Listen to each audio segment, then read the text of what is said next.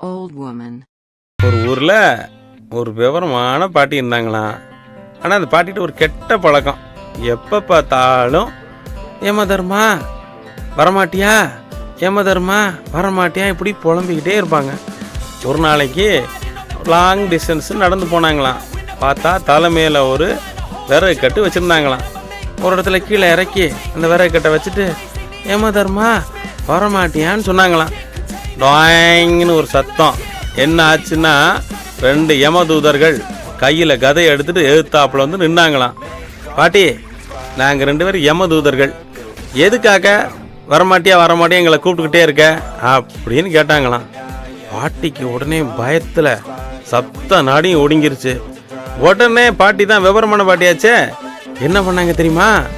ஐயா, உங்களை வேற எதுக்கும் கூப்பிடல, இந்த விறகு கட்டு ரொம்ப கிணமா இருக்கு, அது தூக்கி தலை மேலே ஏற்றி விடுங்க ஐயா, அதுக்கு தான் கூப்பிட்டேன்னு சொல்லி தப்பு வச்சுட்டாங்களாம்.